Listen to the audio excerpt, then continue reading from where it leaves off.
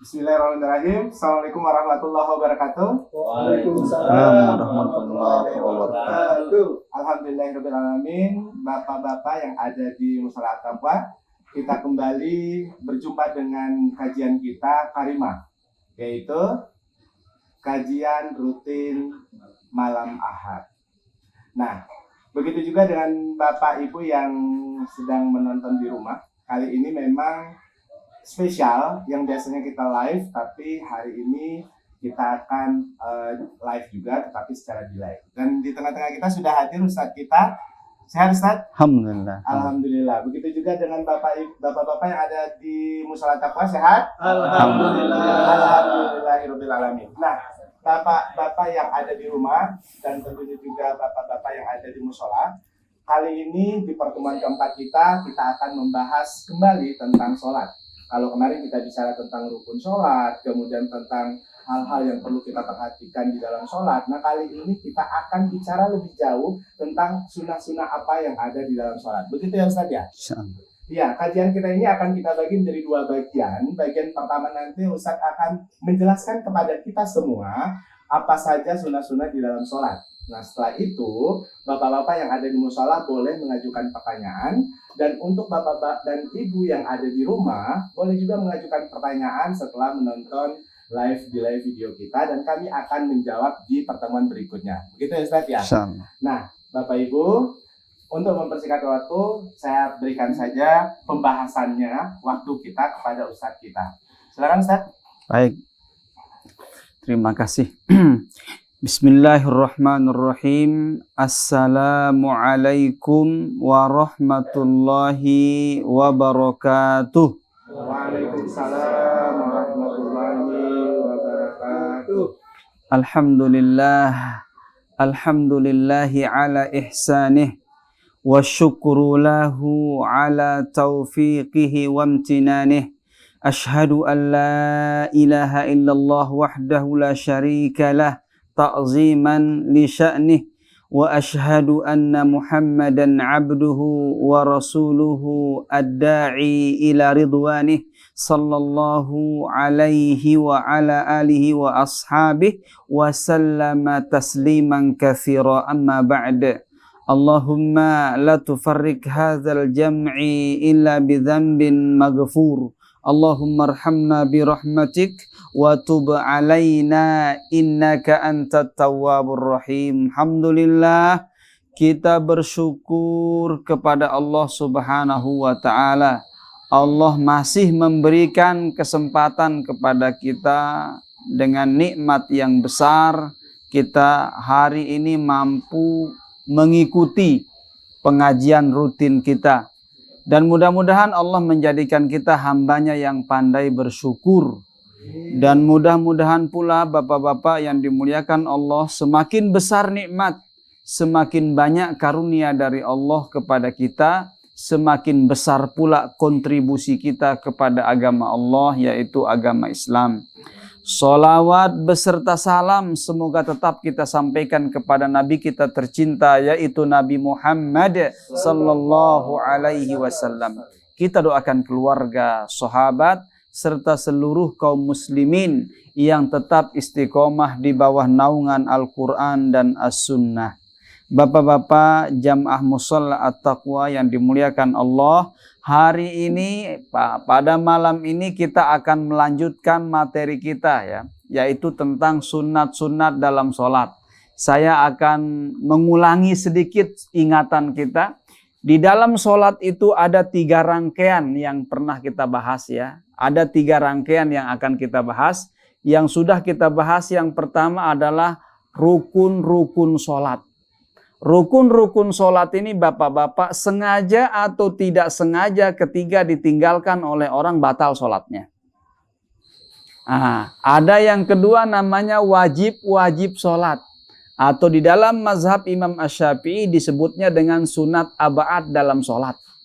Meninggalkannya dengan sengaja, sebagian besar ulama mengatakan batal sholatnya. Contohnya kemarin kita bahas sunat aba'ad itu Pak, atau wajib sholat itu duduk tahiyat awal. Kalau ada orang sholat sengaja dia nggak tahiyat awal, batal sholatnya. Nah, Walaupun itu bukan rukun sholat, tetapi itu adalah sunat abad dalam sholat di mazhab Imam Asy-Syafi'i, sementara mazhab yang lain nyebutnya wajib sholat. Artinya kalau sengaja kita meninggalkannya, sholat kita batal. Tetapi kalau kita lupa, kita sujud sahwi. Sebagaimana yang saya jelaskan pada pertemuan kemarin, Nabi kita pernah sholat lupa dia tahiyat awal, maka beliau ganti dengan sujud sahwi. Nah, dan yang ketiga ini yang akan kita bahas hari ini adalah sunat-sunat dalam sholat. Sunat-sunat dalam sholat ini adalah Bapak sengaja tidak melakukannya atau lupa tidak melakukannya, tidak perlu diganti. Jadi tetap sholatnya sah, tapi kurang sempurna. Ya, sunat-sunat ini Bapak-bapak yang dimuliakan Allah Subhanahu wa Ta'ala terbagi dua. Yang pertama ada yang qauliyah, ucapan. Yang kedua ada yang fi'liyah, gerakan. Ada yang qauliyah, yang kedua ada yang fi'liyah. Nah, kita akan runtut dia dari awal supaya kita tahu mana yang qauliyah dan mana yang fi'liyah. Baik Bapak-bapak yang dimuliakan Allah, sebagaimana yang sudah saya jelaskan kemarin ya, kita akan runtut pelan-pelan Pak ya. Nah, saya akan mencontohkan lagi, kita akan runtut secara perlahan-lahan. Ingat kemarin saya jelaskan bahwa ketika kita sudah menghadap kiblat, semua kaki kita ini lurus menghadap ke kiblat, sejajar dengan bahu kita, sejajar dengan bahu kita.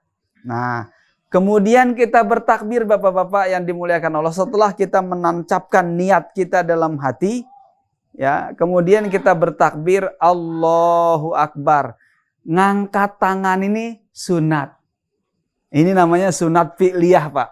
Seandainya ada orang nggak ngangkat tangan, hanya Allahu Akbar dia nggak diangkat, sah sholatnya. Cuman Nabi sebagaimana yang saya jelaskan hadisnya, Nabi mengangkat hadwa mankibaihi, sejajar dengan bahunya atau sejajar dengan telinganya. Nah, tetapi ini bukan rukun dan ini bukan wajib sholat. Tetapi ini adalah sunat sholat. Sunat apa namanya? Sunat fi'liyah, gerakan. Sunat fi'liyah namanya gerakan. Tetapi kalau Allahu Akbarnya ini Bapak-bapak yang dimuliakan Allah, Allahu Akbarnya ini takbiratul ihram ini adalah rukunnya. Kalau Bapak tidak sholat, tidak takbir, tidak takbiratul ihram, tiba-tiba sedekap aja, ya, maka belum dianggap sholat. Karena Nabi Shallallahu Alaihi Wasallam bersabda, miftahus sholah at-tuhuru wa tahrimuha at-takbir. Takbir tuh. Wa tahliluha at-taslim. Salam nanti selesainya. Baik Bapak-bapak, yang pertama sunat fi'liyah namanya Pak ya, perbuatan yaitu mengangkat tangan ketika takbir. Allahu Akbar. Sejajar dengan bahu atau sejajar dengan telinga. Kemudian sunat fi'liyah berikutnya Bapak-bapak, menaruh tangan. Nabi Shallallahu Alaihi Wasallam meletakkan tangan kanannya di atas tangan kirinya, posisinya di dada. Ini yang kita baca kemarin hadisnya Pak ya. Ini berarti ini sunat, ini bukan rukun, ini bukan wajib sholat. Ada nanti orang yang sholatnya begini aja dia Pak tuh. Sah nggak sholatnya? Sah. Tapi tidak dapat sunatnya. Sunatnya adalah meletakkan tangan di atas dada. Ini fi'liyah, gerakan berarti Pak ya. Atau di bawah dada di atas pusat kita Pak. Tuh. Ya, dua. Boleh begini. Boleh begini. Ini hanya nempel aja Pak. Di atas ini hanya nempel aja. Hanya nempel. Ditempel. Jadi telapak tangannya, telapak tangan kanannya ditempel di di punggung tangan kirinya. Tempel aja. Ditempel aja. Ini boleh. Ini juga boleh. Nah ini hukumnya sunat. Nah ini sunat fi'liyah Pak yang sedang kita bahas ini. Sunat fi'liyah. Tuh. Ya Pak ya. Nah, kemudian kita akan lanjutkan sekarang sunatnya. Kita sudah ketemu dua. Tadi sunatnya. Pertama mengangkat tangan. Kedua meletakkan tangan. Ya. Kemudian yang ketiga Bapak-bapak. Saya bacakan hadisnya. Hadis dari Abu Hurairah, kita mulai dari hadis Abu Hurairah dulu. Hadis nomor hadis di sini 271. Wa an Abi Hurairah qala qala Rasulullah sallallahu alaihi wasallam idza kabbara lis-salati. Karena Rasulullah adalah nabi kita, Pak. Idza kabbara lis-salati, ketika nabi kita bertakbir salat, sakata hunaihatan, nabi kita terdiam sejenak. Ingat ya, nabi kita terdiam. Qabla ayyaqra'a fasa'altuhu. Nah, jadi sebelum nabi kita membaca, maka Abu Hurairah bertanya, fasa'altuhu faqala aqulu Allahumma ba'id baini wa baina khotoyaya kama ba'adta bainal masyriq wal maghrib. Allahumma naqqini min khotoyaya kama yunakka thawbul abyadu minad danas. Allahumma gsilni min khotoyaya bil ma'i wassalji wal bardi. Hadis diriwayatkan oleh Imam Bukhari dan Imam Muslim. Ini namanya doa iftitah, Pak. Doa istiftah atau orang nyebutnya juga doa iftitah ini sunat hukumnya, Pak. Ini salah satu bunyinya hadis dari Abu Hurairah diriwayatkan oleh Imam Bukhari dan Imam Muslim. Bunyinya adalah Allahumma ba'id baini wa baina khotoyaya kama ba'adta bainal masyriqi wal maghrib. Jadi Nabi kita itu begitu habis takbir, beliau terdiam. Abu Hurairah penasaran. Apa yang dibaca oleh Nabi ketika dia diam? Makanya Nabi bilang, aku mengucapkan Allahumma ba'id baini wa baina khotoyaya kama ba'adta bainal masyriqi wal maghrib. Allahumma naqqini min khotoyaya kama yunakka thawbul abyadu minad danas. Allahumma gsilni min khotoyaya bil ma'i wassalji wal baradi. Boleh kita baca ini, Pak. Hadis yang kedua masih mengenai doa iftitah, Pak. Wa an Ali bin Abi Thalib. Hadis dari Ali bin Abi Thalib. An Rasulillah, hadis dari Rasulullah sallallahu alaihi wasallam annahu kana, bahwasanya nabi kita idza qama ila salat, ketika berdiri salat, qala wajjahtu wajhi lilladzi fataras samawati wal arda hanifan musliman wa ma ana minal musyrikin. Inna salati wa nusuki wa mahyaya wa mamati lillahi rabbil alamin, dan seterusnya. Hadis ini diriwayatkan oleh Imam Muslim. Jadi boleh kita pakai yang ini, boleh kita pakai yang awal tadi. Kemudian hadis yang ketiga, ya. An Umar, hadis dari Umar nih, annahu kana yaqulu, Umar membaca doa iftitahnya beda, Pak. Saya sering pakai ini. Subhanakallahumma wa bihamdika wa tabarakasmuka wa ta'ala jadduka wa la ilaha ghairuka. Ada juga doa iftitah yang lain, Pak. Allahu akbar kabira, Allahu akbar kabira, Allahu akbar kabira, walhamdulillahi katsira, walhamdulillahi katsira, walhamdulillahi katsira. Wa subhanallahi bukratan wa asila, wa subhanallahi bukratan wa asila, wa subhanallahi bukratan wa asila min hamzihi wa nafkhihi wa nafathih. Banyak doa yang diajarkan oleh Nabi kita. Mana saja yang kita pilih ini juga sunat namanya. Bapak nggak pakai baca juga tetap sah sholatnya. Jadi nggak perlu kita perdebatkan Allahumma ba'id baini berarti alirannya ini. Enggak, ini Nabi.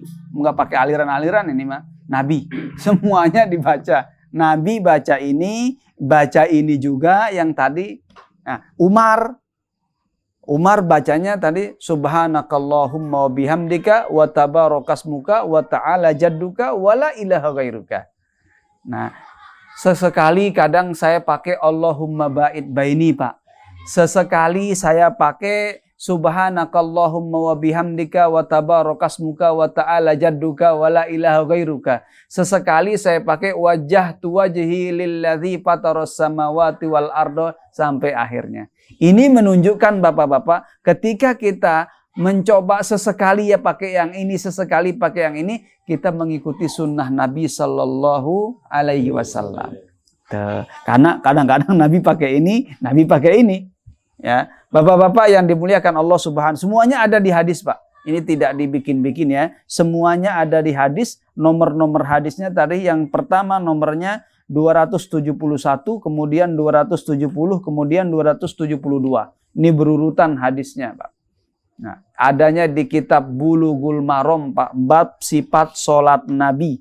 Ini kitab ini ditulis oleh Ibnu Hajar Al-Asqalani bermazhab Syafi'i. Bapak-bapak yang dimuliakan Allah, itu tadi kita sudah mencoba sunat-sunat kauliyahnya, ucapan. Kemudian baca Fatihah. Baca Fatihah ini rukun, Pak. Kemarin kita bahas tuh, rukun, nggak boleh enggak. Kalau di mazhab Imam Syafi'i, mau bapak sholat sendiri, mau berjamaah, mau jadi imam, mau sholat sir, mau sholat jahar, wajib baca surat Al-Fatihah. Rukun itu. Nah, karena ada hadisnya nanti kita baca. Cuman kita sedang tidak membahas rukun, Pak. Nah, kemudian setelah itu setelah baca Fatihah, baca ayat. Ayat ini juga termasuk sunat kauliyah, Pak. Seandainya tidak baca, nggak perlu sujud sahwi. Ada orang tidak ngerti, Pak. Dia lupa saja baca ayat, kemudian dia sujud sahwi. Tidak perlu sujud sahwi, Pak. Nggak perlu liar. Ada ini kejadian, Pak, dulu di salah satu masjid tempat saya jadi imam sholat, Pak. Jadi yang jadi imam itu tukang somai. Dia baca Al-Kafirun, bolak-balik wae. Ya. Nggak selesai Al-Kafirun, liar cenah. Keluar aja dia dari imam. Untung yang di belakangnya ngerti fikih sholat, maju yang belakangnya menggantikan dia. Padahal ini sunat tadi, sunat sholat, nggak ada masalah. Seandainya kuliah ayyuhal kafirun bolak-balik ya ruku, Allahu Akbar gitu ya. Tinggal kita ruku saja, nggak usah dipikirin. Ya, jadi karena ini sholat, ini sunat sholat namanya. Bapak-bapak yang dimuliakan Allah, jadi setelah kita membaca ayat, kemudian kita berhenti, kita tenang sejenak. Ini namanya tumak ninah, Pak ya. Setiap mau melakukan perpindahan itu kita disuruh tenang dulu sejenak. Bagaimana ukuran tenangnya? Ukuran tumak ninahnya itu sekali ngambil napas, Pak. Sekali ngambil napas. Begitu sekali kita ngambil napas, kita tenang, kemudian langsung kita ruku. Allahu Akbar. Nah, takbir perpindahan itu namanya takbir intikol, Pak. Berbeda pendapat para ulama tentang takbir intikol. Di mazhab Hambali menyebutnya adalah wajib sholat. Bapak kalau tidak membacanya secara lupa gitu harus diganti dengan sujud sahwi. Tapi di mazhab Imam Syafi'i tidak menganggap dia menjadi sunat abad dalam sholat. Ya, jadi Bapak, jadi ini termasuk sunat ini, tapi sunat abad ya. Sebagian sunat abad, sebagian bukan sunat abad. Sebagian mengatakan wajib sholat, Pak ya. Jadi kita melakukan perpindahan Allahu Akbar. Nah, ini sering. Ini tadi juga pagi-pagi saya ngajar. Ada sering aja orang yang lupa dia. Ya Pak ya. Jadi begitu kita berdiri tadi, kita sudah selesai baca ayat, Pak. Sudah selesai baca ayat, kita mau ruku. Angkat lagi tangannya. Ngangkat tangan ini apa hukumnya tadi? Sunat, bukan wajib, Pak. Bukan rukun, sunat. Angkat tangannya sejajar dengan bahu. Allahu Akbar, ya, angkat tangannya. Kemudian kita bergerak ruku, Pak. Nah, ruku. Bapak perhatikan, termasuk menjadi sunat sholat ini adalah tangan kita megang lutut, Pak. Tangan megang lutut, bukan rukun. Yang rukun itu rukunya. Nah, rukunya mesti lurus ya Pak ya. Tapi tangannya memegang lutut ini bukan rukun. Tuh. Jadi posisinya adalah kita kemudian sami Allahu liman hamidah. Angkat lagi tangannya Pak. Ini sunat lagi. Nah, mengucapkan sami Allahu liman hamidah ini sebagian ulama menganggapnya adalah wajib daripada sholat. Nah, cuman di mazhab Imam Syafi'i tidak. Dia termasuk sunat sholat nih, sunat sholat Pak ya. Sami Allahu liman hamidah, angkat tangannya sejajar dengan bahu.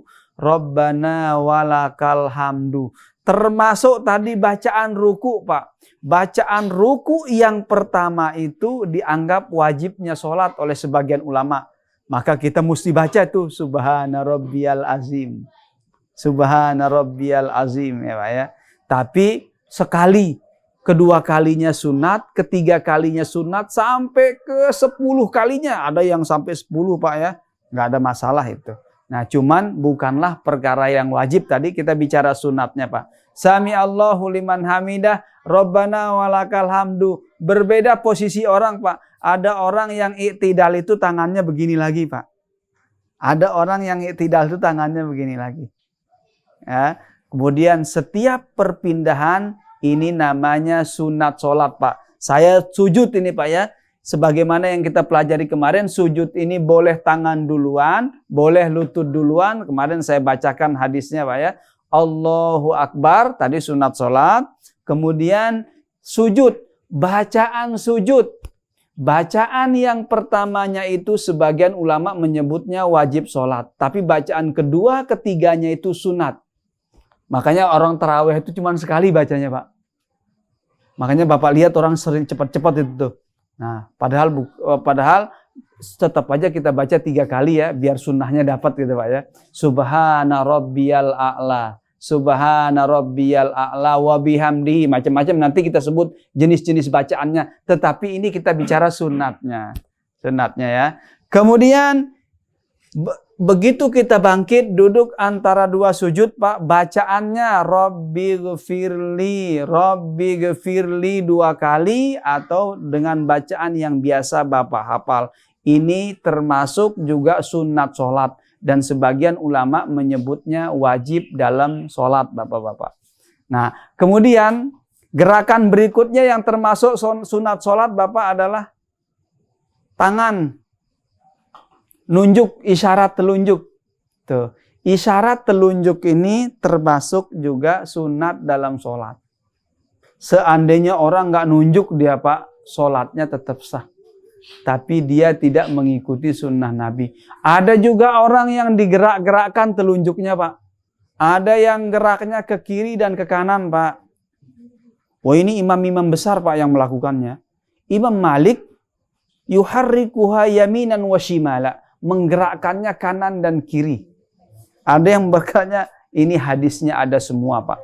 Nah, jadi boleh kita gerakkan tangannya, boleh juga tidak digerakkan tangannya. Ini bicaranya sunat tadi kita bicara ya. Tidak bicara rukun, tidak bicara wajib Bapak-bapak yang dimuliakan Allah. Nah, kemudian juga di antara sunat sholat itu Bapak-bapak yang dimuliakan Allah adalah kepalanya nengok ketika membaca assalam. Assalamualaikum tuh.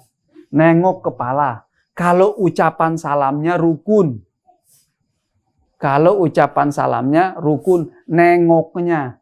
Salam ke kirinya sunat Pak. Salam wajib itu yang ke kanannya tadi. Salam ke kirinya itu sunat. Dan nengoknya juga sunat. Tuh, nengoknya sunat. Ya. Jadi ini termasuk sunat-sunat di dalam sholat. Bapak-bapak yang dimuliakan Allah. Tadi kita sudah ingat ya Pak ya. Jadi setiap gerakan tadi ada yang sunat. Tetapi begitulah Nabi kita.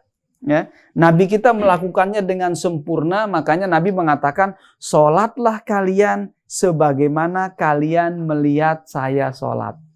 Saya ulangi ya. Saya ulangi dari awal Bapak-bapak yang dimuliakan Allah. Mulai dari berdiri. Berdiri ini adalah rukun.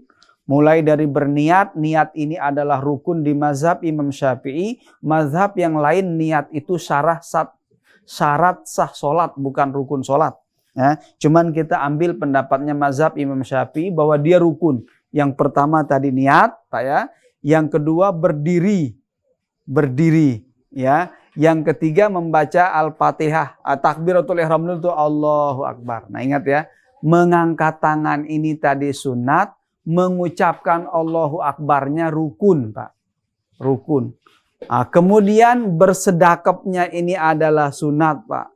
Membaca ayatnya sunat. Meletakkan tangan di sini ini sunat. Membaca ayatnya sunat. Membaca subhana rabbiyal azimnya lebih dari sekali itu sunat, Pak. Membaca sami Allah rabbana walakal hamdu. Nah, sami Allahu liman hamidah ya Pak ya, kita balik ini. Takbir intiqalnya juga rabbana walakal hamdu, tambahannya hamdan kasiron thayyiban mubarakan fi. Itu juga sunat. Kemudian juga ada juga yang pakai mil'us samawati wa mil'ul ardi wa mil'u ma syi'ta min syai'im ba'du, sunat itu Pak. Sunatnya itu. Nah, kemudian kita sujud. Allahu Akbar, sujud. Ini takbir intiqal ini sebagian mengatakan sunat, sebagian wajib. Nah, kita letakkan tangan kita, ya, kita sujud. Bacaan sujudnya yang kedua dan ketiga kalinya itu sunat. Yang pertamanya sebagian mengatakan sunat, sebagian mengatakan wajib, Pak. Ya. Nah, sebagian sunat, sebagian wajib. Kemudian meletakkan tangan di atas paha, kemudian mengangkat telunjuk, Pak, menggerak-gerakkannya. Nah, menggerak-gerakkan, membaca doa sesudah tahiyat, Pak. Ada doa yang sesudah tahiyat itu apa doanya? Allahumma inni a'udzubika min azabil qabri wa min azabin nar wa min fitnatil mahya wal mamat wa min fitnatil masihid dajjal. Ini sunat juga. Atau Bapak ternyata doanya macam-macam, itu boleh, Pak. Diganti doanya pakai doa yang lain, ya muqallibal qulub sabbit qalbi ala dinik Allahumma rzuqni al istiqomah. Ya Allah, karuniakanlah saya istiqomah. Allahumma zidni ilma warzuqni fahma. Atau kita doa minta rizki. Apa saja doanya sesudah selesai tahiyat, hukumnya sunat, Pak. Kemudian mengucapkan assalamualaikum ini adalah rukun, nengoknya adalah sunat, Pak. Nengoknya sampai pipi kita dilihat oleh orang di belakang kita. Assalamualaikum warahmatullahi wabarakatuh. Assalamualaikum. Nah, yang ke kirinya, ternyata ada orang yang bertanya sama saya, Bapak-bapak yang dimuliakan Allah, bagaimana Pak Ustadz, begitu kita salam yang pertama, kemudian kentut kita, katanya. Gimana, sah nggak sholatnya? Sah kalau sudah selesai. Ya, begitu salam dia selesai salam pertamanya, kentut dia udah nggak tahan dia. Nah, maka sah tetap sholatnya. Yang penting jangan kentutnya sebelum salam. Kalau kentutnya sebelum salam, maka sholatnya tidak sah. Baik Bapak-bapak yang dimuliakan Allah Subhanahu wa Ta'ala. Masih ada waktu kita? Masih ada 3 menit lagi. Oke. Oh, baik. Bapak-bapak yang dimuliakan Allah Subhanahu wa Ta'ala, kita akan lanjutkan sedikit ya.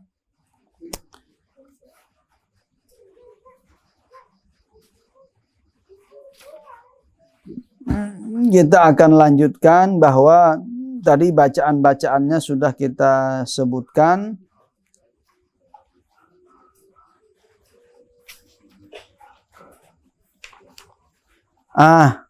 Wa an Aisyah radhiyallahu anha qalat, hadis dari Aisyah radhiyallahu anha qalat, kana Rasulullah, adalah Nabi sallallahu alaihi wasallam, yaqulu fi ruku'ihi wa sujudihi. Nabi kita mengucapkan kalimat ketika dia ruku dan ketika dia sujud, subhanakallahumma rabbana wa bihamdika Allahumma ghfirli. Hadis riwayat Imam Bukhari dan Imam Muslim. Ya, di sini disebutnya muttafaqun alaih. Kalau muttafaqun alaih itu berarti hadisnya diriwayatkan oleh Imam Bukhari dan Imam Muslim. Oke. Hadis dari Aisyah, ya. Hadis dari Aisyah bahwa Nabi ketika ruku dan ketika sujud bacaannya sama, yaitu subhanakallahumma rabbana wa bihamdika Allahumma ghfirli. Atau yang Bapak biasa baca tuh subhana rabbiyal azimi wa bihamdihi. Atau subhana rabbiyal azimi saja, atau subuhun kudusun rabbuna wa rabbul malaikati waruh, baik ketika ruku maupun ketika sujud. Nah, bapak-bapak yang dimuliakan Allah, banyak ternyata variasi yang diajarkan oleh Nabi kita. Apa manfaatnya, Pak? Apa hikmahnya? Hikmahnya adalah karena Allah tidak ingin menyusahkan kita. Yuridullahu bikumul yusra wa la yuridu bikumul usra. Allah ingin memudahkan kalian. Allah tidak ingin menyusahkan kalian. Jadi kita dimudahkan, dipilihkan tadi doa iftitahnya saja banyak, Pak. Ya. Bacaan rukunya banyak, bacaan sujudnya banyak, bacaan tahiyatnya juga banyak, ya. Bapak-bapak yang dimuliakan Allah Subhanahu wa taala.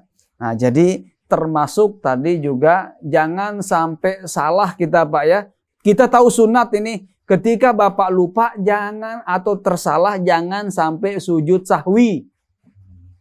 Kayak tadi tuh, lupa ayat misalnya, nggak perlu sujud sahwi.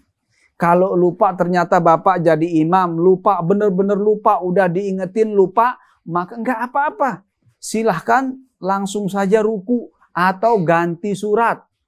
Ya, atau ganti surat. Baik Bapak-bapak yang dimuliakan Allah, itu kita sudah bicarakan tadi tentang sunat-sunat sholat, baik sunat fi'liyah maupun sunat qauliyahnya.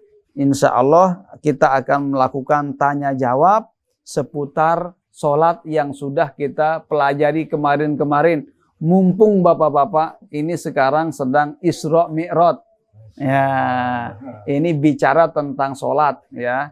Baik, saya persilahkan kepada bapak-bapak yang ada di sini. Baik, terima kasih Ustaz. Beberapa sunnah yang memang sering kita lakukan di dalam sholat, yang mungkin saja pada saat kita melakukannya kita tidak menyadari kalau itu adalah sunnah. Nah, bapak-bapak terutama yang ada di Mushola Taqwa, saya berikan waktu untuk memperjelas kembali, mengeksplor kembali, bukan hanya tentang sunnah hari ini, tetapi juga tentang rukun dan wajib yang sudah dijelaskan di minggu-minggu sebelumnya. Boleh silakan. Siapa yang mau terlebih dahulu? Saya Ustaz. Oh ya, dari Pak Ketua DKM, silakan Pak Ketua. Ustaz, itu untuk bacaan ini wajah tu wajah itu ya, ada yang ini, ada yang tidak. Itu yang mana yang Ustaz? Di redaksinya bacaannya wajah tu wajhi. Wajah tu wajhi. Tidak dimulai dari Allahu Akbar kabiran walhamdulillahi katsira.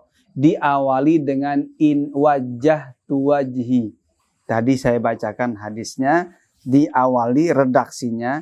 Ada juga redaksi yang lain yang memang menggunakan ini Bapak-bapak. Akan tetapi sekali lagi ini adalah masalah sunatnya, ya. Ini masalah sunat. Nah, saya kembalikan lagi, saya perjelas kembali Pak. Hadis dari Ali bin Abi Thalib. Hadis ini diriwayatkan oleh Imam Muslim. Nomor hadisnya 270. Tidak dimulai dari ini. Tidak dimulai dari Allahu Akbar kabiro. Tidak dimulai dari kabiro. Tapi dimulai dari wajah tu wajhi lilladzi fataras samawati wal ardo. Nah, ini bahasa redaksinya. Maka mana yang paling utama, ikuti saja redaksi yang ada, Pak. Ya. Ada orang yang Allahu Akbar kabiro, ini sampai sekarang saya belum menemukan redaksinya. Tapi bagaimana kalau orang pakai itu, ingat ini sunat sholat, bukan rukunnya. Sholatnya tetap sah, Pak. Sholatnya tetap sah. Tapi kalau kita ingin mengikuti apa sesuai redaksinya, Bapak mulai dengan wajah tu wajhi. Sampai sekarang saya belum menemukan redaksinya yang dimulai dari Allahu Akbar kabiran walhamdulillahi katsira wa subhanallahi bukratan wa asila. Inni wajjahtu wajhiya lilladzi fataras samawati wal ardo. Redaksi yang dari awal begitu saya belum menemukannya.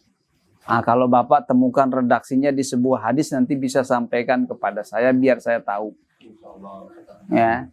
Baik, terima kasih Ustaz. Bapak-bapak tadi sudah diperkuat kembali oleh Ustaz ya, bahwa ternyata bukan dimulai dari Allahu Akbar kabira, ya. Tapi mulainya dari Wajah tu wajhiya lillati fataras sama. Baik, ini menjadi pengetahuan baru juga buat saya terutama ya. Biasanya saya mulainya dari Allah berkati, Pak Ustaz. Iya. Terus Ustaz, itu kan sunnah ya. Pertanyaan kedua. Iya. Masih nyambung yang tadi. Ya. Itu kan sunnah. Nah kalau yang salawat itu kan wajib. Salawat. Salawat itu kan rukun ya. Rukun sholat, solawat pada tahiyat akhir. Oh pada tahiyat akhir. Tahiyat awal bukan, sunat abad Ya dia. baik. Pada tahiyat akhir itu kan salawatnya rukun. Iya. Nah ketika dibacanya berbeda, Allahumma sholli ala sayyidina Muhammad sama Allahumma sholli ala Muhammad itu enggak. Dengar. Kembali kita ke redaksinya. Redaksinya itu tidak ada kata sayyidina. Redaksinya Nabi mengajarkannya, tidak kan sahabat bertanya, umirna an nusolliya alaika. Kami diperintahkan membaca sholawat kepadamu. Fakaifa nusalli alaik. Bagaimana kami membaca sholawat? Fasa kata Rasulullah, Nabi kita terdiam, summa qol, kemudian Nabi kita berkata, Kulu, katakanlah oleh kalian, Allahumma salli ala Muhammad wa ala ali Muhammad kama sallaita ala Ibrahim wa ala ali Ibrahim wa barik ala Muhammad wa ala ali Muhammad kama barakta ala Ibrahim wa ala ali Ibrahim fil alamina innaka hamidum majid. Ini solawat yang diajarkan oleh Nabi Sallallahu Alaihi Wasallam. Adapun penambahan kata sayyidina berbeda pendapat para ulama. Saya sebutkan perbedaannya Pak. Tapi tidak ada di kitab ini Pak. Ada di kitab-kitab yang lain. Ya. Perbedaannya pengucapan kata sayyidina disebutkan dalam kitab bermazhab Syafi'i mengatakan bahwa itu adalah adabus suluk. Adabus suluk itu adab kita kepada Nabi Sallallahu Alaihi Wasallam. Maka ucapkanlah sayyidina. Dzikrus siyadah, mengucapkan kata sayyidina kepada Nabi kita merupakan adalah adab yang paling baik. Ini pendapat pertama Pak. Adapun pendapat yang kedua mengatakan, apa kata pendapat yang kedua? Ini termasuk pendapatnya ya, disebutkan oleh Ibnul Qayyim Al-Jauzi mengatakan al-umurut ta'abbudiyatu la yasihhu ziyadah ala ma warada fiha. Jadi setiap urusan yang menyangkut ibadah itu tidak boleh ditambah-tambah melebihi apa yang sudah diriwayatkan. Nah, ya, melebihi apa yang sudah diriwayatkan. Maka bagaimana posisi kita sekarang Bapak-bapak? Kalau menurut saya nih Pak ya, menurut saya Bapak mau pakai sayyidina atau tidak pakai sayyidina tetap sah sholatnya. Ya, cuman kalau ditanya mana yang lebih utama, maka yang sesuai dengan redaksi Nabi lah yang saya anggap lebih utama. Ya, sesuai dengan redaksi yang diajarkan oleh Nabi. Karena ini dalam sholat Pak. Kalau di luar sholat nggak ada masalah Bapak sayyidina, karena memang Nabi kita ini adalah sayyid. Nabi kita ini adalah pemimpin sayyidu waladi Adam. Nabi mengatakan Pak dalam hadis, ana sayyidu waladi Adam. Saya adalah pimpinan semua anak Adam. Pada Isra Mi'raj Pak, semua Rasul itu di belakang Nabi kita yang jadi imam. Nabi kita jadi imam di Masjid Al-Aqsa Pak. Tuh, kata Nabi utitu buraq. Saya didatangkan buruk dalam hadis yang diriwayatkan oleh Imam Bukhari dan Imam Muslim, hadis dari Anas bin Malik. Jadi Nabi mengatakan Nabi diberikan buruk untuk melakukan perjalanan Pak. Nah sesampainya di Masjid Al-Aqsa beliau sholat 2 rakaat, sholat tahiyatul masjid. Nah kemudian sholat berjamaah, sebagian ulama mengatakan sholat berjamaah yang dilakukan oleh Nabi adalah sholat subuh. Sholat subuh seturunnya dari langit Nabi kita masih di Masjidil Aqsa. Kemudian Nabi kita menjadi imam para nabi-nabi yang lain. Makanya dia sayyidu waladi Adam. Dia tuannya semua anak Adam. Pimpinan semua anak Adam. Maka ketika kita mengatakan sayyidina, tuan kami, ya, maka itu tidak ada masalah. Tetapi kalau di dalam sholat, ini kan permasalahannya di dalam sholat, tadi berbeda pendapat para ulama. Di mazhab Asy-Syafi'iyah mengatakan boleh Bapak tambahkan sayyidina karena ini adalah kita penghormatan kepada Nabi Muhammad. Di mazhab yang lain tidak boleh karena ini adalah ibadah.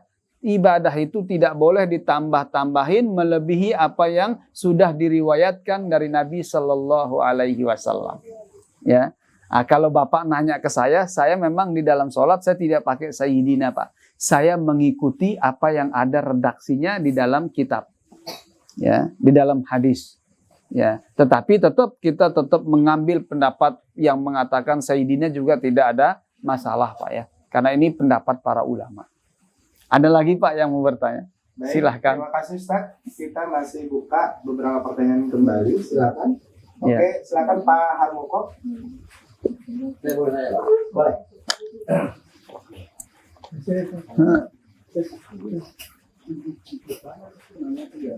Ya.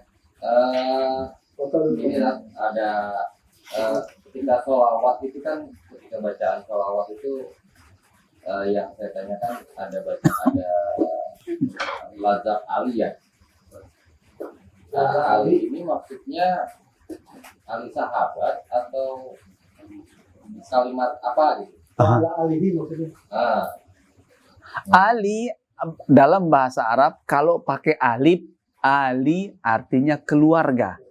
Kalau pakai ain, Ali artinya sahabat Ali. Atau Ali itu artinya tinggi Pak. Aliyun, tinggi ya bahasa Arab ini. Kalau pakai huruf ain Pak. Kalau pakai huruf ain, Ali, maka itu tinggi artinya atau nama orang yang namanya Ali. Sahabat Nabi tentunya namanya Ali ibnu Abi Thalib.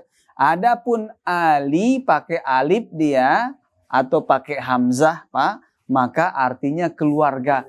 Ali Imron, keluarga Imron. Surat Ali Imron, surat Al Imron, sama artinya itu keluarga. Al itu keluarga artinya Pak ya. Al Imron, Ali Imron sama. Ali keluarga. Tapi kalau Ali artinya nama orang atau tinggi artinya. Alhamdulillah. Kita dapat tambahan ilmu yang baru lagi nih ya.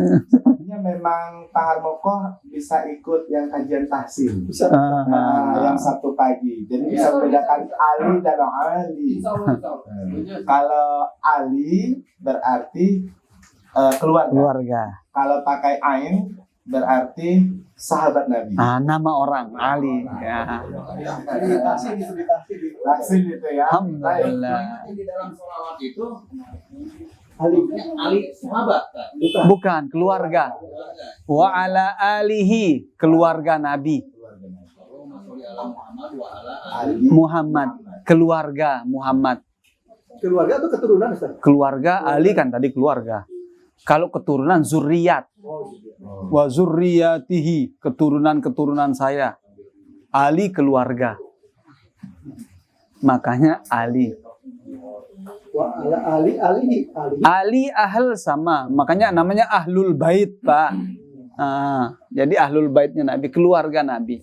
Ali keluarganya Nabi, ada Fatimah, ada anak-anaknya, ada menantunya, keluarganya. Ali namanya, keluarga.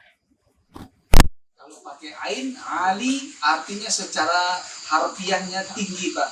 Tetapi kalau itu biasa bisa dipakai menjadi nama orang Pak. Ali, sama dengan Hasan. Hasan itu sudah nama orang kan Pak ya. Pak Hasan namanya. Hasan itu asli artinya ganteng Pak. Wah, mantap. Baru tahu saya. Ada namanya bahasan. Ada bahasa. Pak Ustaz, Pak Denny mau nanya. Kalau Denny Saifuddin artinya apa? Oh iya. Deni itu sendiri bukan bahasa Arab. Ya. Tapi Saifuddin artinya pedang agama.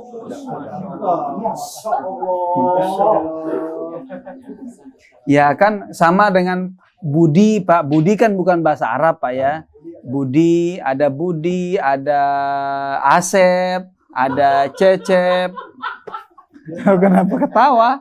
Emang kan biasa dipakai ya di masyarakat kita itu Deni, ya Doni, ya Budi, ya Asep, ya Cecep.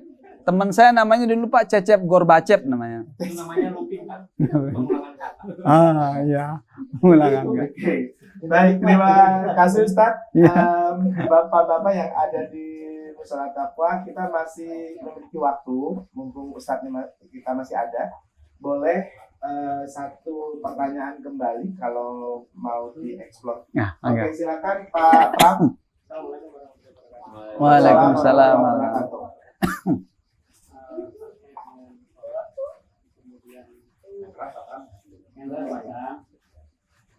Adakah riwayat yang menerangkan tentang ditetapkannya waktu-waktu sholat maghrib sunat berjamaah? Nah, bisa.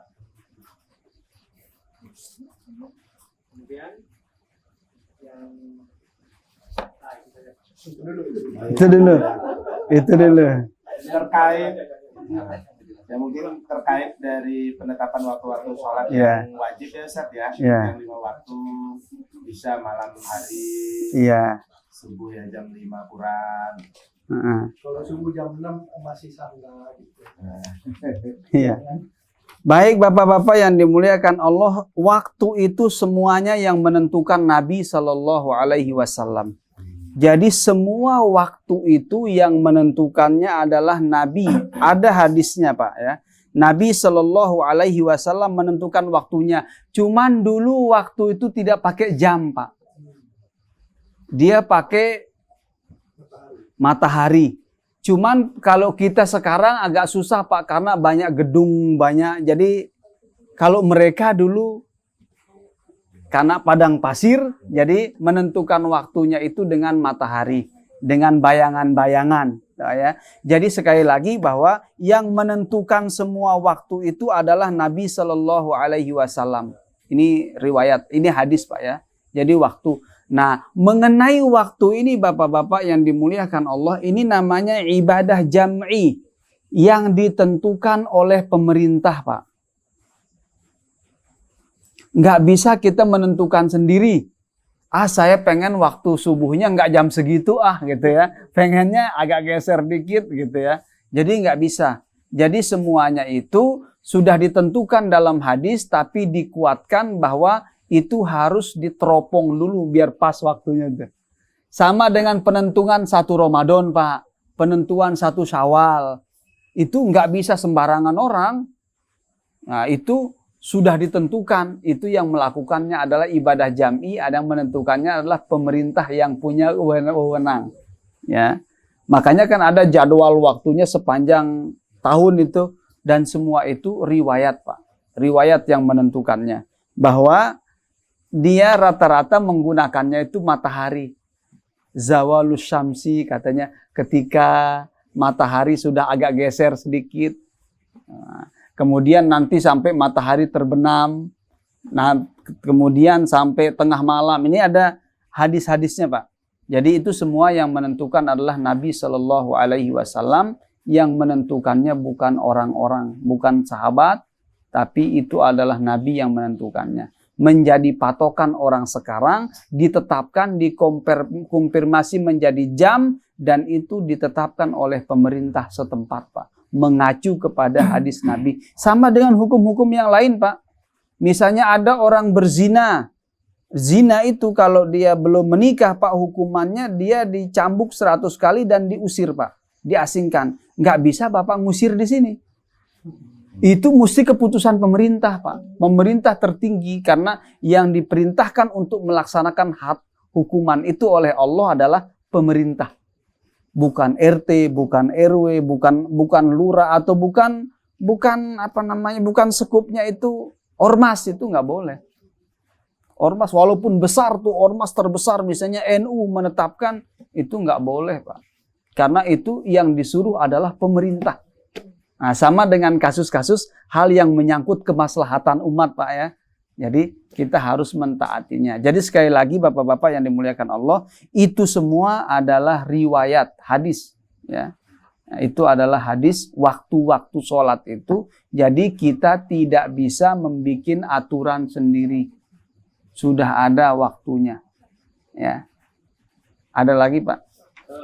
Nah. Boleh kita kasih kesempatan satu lagi, silakan Pak. Ini Pak Ustaz, kasusnya pas lagi sholat rakaat kedua kan ikut sujud. Nah begitu sholat kan imamnya tuh tahiyat. Nah ini kita dengarnya mas Allah, apa dikirain berdiri, kita langsung berdiri. Iya. Nah itu udah berdiri, ini belum ada duduk, bingung langsung duduk atau gimana? Kita posisinya imam apa makmum? Makmum, Makmum. Kalau makmum ikuti imam, langsung turun. oh langsung turun. Bapak berdiri turun lagi. Kecuali imam, Pak. Kalau imam sudah berdiri tegak begini, dia nggak boleh turun lagi. Kan kita bahas kemarin tuh hadisnya itu ya. Jadi ternyata Nabi bangun. Seharusnya belum saatnya bangun. Nabi nggak sujud, nggak tahiyat awal. Nabi bangun berdiri. Sahabat yang lain ikut berdiri. Akhirnya Nabi kita sujud sahwi. Tapi kalau makmum nggak perlu ya? Enggak, dia harus ikuti imam. Langsung Enggak boleh. Ya harus ikuti imam. Dia harus mengikuti imam. Ya. Baik, itu salah satu manfaat dari jadi makmum. Ya. Ya. Baik Bapak Ustadz, kita Ya. akhiri pertemuan kita kali ini. Ya. Baik, dari Pak Ustadz ada ini. Baik, Bapak-bapak yang dimuliakan Allah. Jadi mengenai mungkin nanti setelah offline lah kita bahas itu ya. Jadi saya akan memberikan motivasi kepada kita semua Bapak-bapak yang dimuliakan Allah. Salat ini adalah amalan yang paling utama yang dilakukan oleh manusia. Nabi kita pernah ditanya, ayyul amali afdol, amalan apa yang paling utama? Nabi kita mengatakan as-salatu liwaqtiha, salat sesuai dengan waktunya. Allah juga mengatakan bahwa Allah mewajibkan salat itu sudah ditentukan waktu-waktunya. Ya, Bapak-bapak yang dimuliakan Allah Subhanahu wa taala, mudah-mudahan dengan kita mempelajari praktik rukun-rukun salat, wajib salat, sunat-sunat salat ini, salat kita lebih khusyuk lagi, Pak. Lebih semangat lagi datang ke musola atau ke masjid. Karena kata para sahabat mengatakan di antara ciri-ciri orang nih kalau dia tidak uzur, Pak. Di antara ciri orang yang melalaikan itu adalah dia selalu telat datang sholatnya. Nah, telat melulu datang sholatnya kecuali dia dalam kondisi uzur. Kalau uzur tidak. Malah orang yang uzur, Pak, orang yang sudah biasa sholat berjamaah, kemudian dia sakit atau kemudian dia musafir, dalam hadis disebutkan dia termasuk full dapat pahalanya. Yang biasa sholat berjamaah di masjid, tiba-tiba sakit dia, maka tetap dicatat pahalanya berjamaah walaupun dia sholat sendiri. Atau dia musafir, walaupun dia ringkes-ringkes sholatnya, Pak, yang 4 jadi 2, tetap dia dikategorikan sempurna sholatnya oleh Allah Subhanahu wa ta'ala karena uzur tadi. Tapi kalau tidak uzur maka enggak. Baik, terima kasih Ustaz.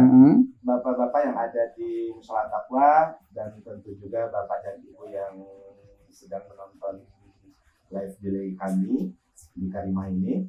Kita sudah membahas di malam hari ini baik apa saja sunnah dari sholat, dan tentunya Bapak dan Ibu tolong juga lihat video sebelumnya, karena di video sebelumnya itu adalah rangkaian bagaimana kita belajar tentang sholat, mulai dari rukun sholat maupun juga wajib sholat, dan malam ini kita lanjutkan dengan sunnah sholat. Terima kasih atas perhatian Bapak dan Ibu, baik yang ada di musola maupun yang ada di rumah.